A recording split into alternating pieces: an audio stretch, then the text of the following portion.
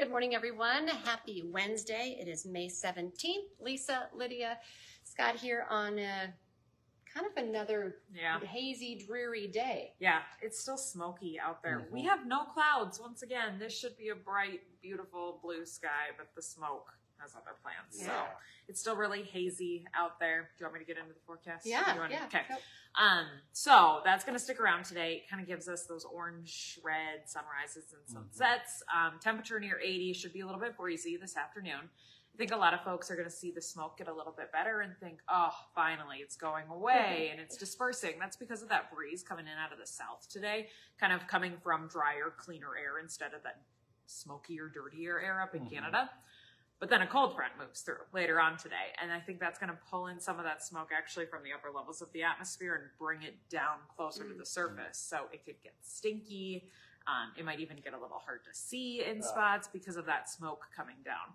Cold front is also going to touch off a couple showers, weak thunderstorms. I don't expect anything severe today, but it could get a little noisy as this front kind of moves through from the west to the east. Really not until the afternoon, evening hours, just depending on where you're located. So not a big storm day by any means, but you could get a little rain.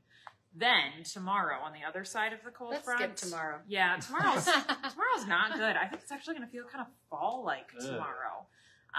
Windy out of the northwest, 30 to 40 for the gusts. We wake up close to 60 and we end up in the 40s by supper time. Lately, supper time has been near 80. Yeah, so nice. So this is going to be a shock to the system tomorrow. It's going to feel a lot different by tomorrow afternoon. And mostly cloudy tomorrow and still a couple lingering showers too. So again, kind of a fall-like feel or appearance for tomorrow.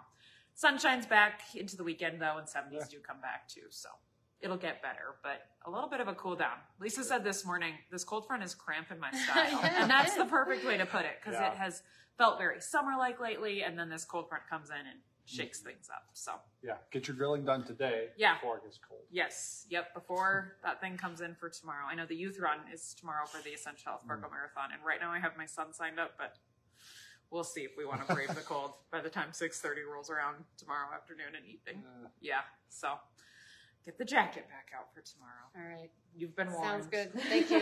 From like swimsuits and flip-flops to sweatshirts in just a couple of days. All right, before we dive into our headlines this morning, we'll give you a quick reminder. You can always find us every morning on your Facebook feed, on Facebook Live, of course. You can also find us on our Inform YouTube channel and your favorite podcast platform. Inform.com/podcast is where you can go to look for the Inform Minute. All right, let's jump into some of our headlines. We had a couple of breaking stories on First News this morning. First, breaking news out of Grand Forks. Fire forced several people out of their apartments overnight. Fire crews were called to the 400 block of North 3rd Street right around 1 in the morning. When they arrived, they say they could see smoke coming from the roof of a 3-story multi-unit home.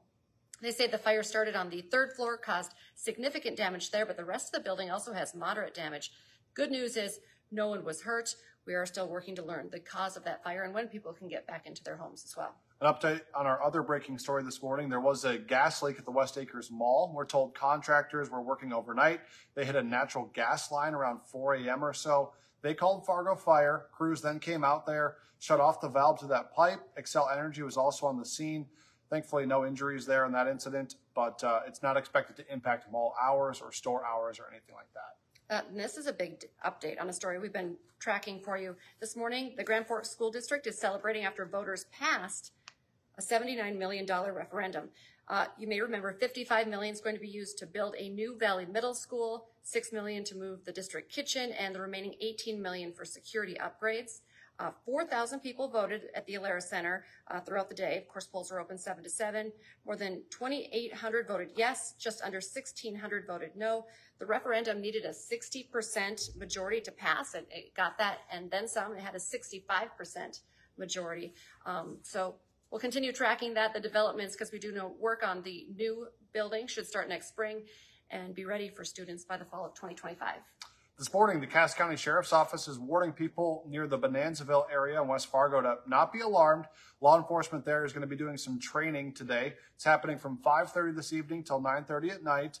And at that same time next Tuesday, May 23rd, you're going to see a lot of police vehicles around there, law enforcement kind of running around doing their thing, training, also simulated gunfire. So that's kind of the main thing to be aware. You might hear that. Yeah, because it can be scary if you hear it and you see it and you don't know it's training, but it's training. Today, we're going to learn more about Minnesota's settlement with two big tobacco companies. There's a news conference planned for one this afternoon. Minnesota Attorney General Keith Ellison and Governor Tim Walz will be sharing the details. It comes 30 days after the settlement was reached with Juul and Altria, and just over a month since Juul agreed to pay a $462 million settlement across 6 states and D.C. All right, the city of Fargo has also settled a lawsuit over excess pollutants allegedly being dumped into the Red River. Citizens for a Clean Environment, which is a Minnesota company, sued the city saying they ignored the law by dumping wastewater into the river. They also claim the city failed to submit what are called discharge monitoring reports that are required by law. Now, according to court documents, the city denies these claims, but recognized the importance of preventing pollutants from entering the river and also wanted to avoid the expense of litigation. Under the agreement, the city agreed to hire a wastewater consultant and reimburse that organization $40,000 for their legal fees. So kind of an end to an ongoing story there. I will let you know if there's any further updates. And this morning, we're actually working to learn if anyone's going to face charges following a dog attack that we know killed one dog and left one person injured. Grand Forks police tell us they received the call around 5 yesterday afternoon about an aggressive dog that had already attacked and killed another dog. It happened at the Columbia Manor Apartments, which is close to the Rydell car dealership in Grand Forks. Officers say the dog tried to attack a second dog. When someone tried to stop the attack, that person was hurt. The dog then got out of the apartment, was running around between buildings. That's when police shot and killed the animal. 2 people in the neighborhood told police after that incident that the same dog had attacked their dogs, but they say they just never reported it. Yeah, kind of a confusing story. So to kind of clarify, there was one dog, essentially the suspect, that killed another dog, and then another dog that got attacked. A person got hurt. So several moving parts there. Yeah.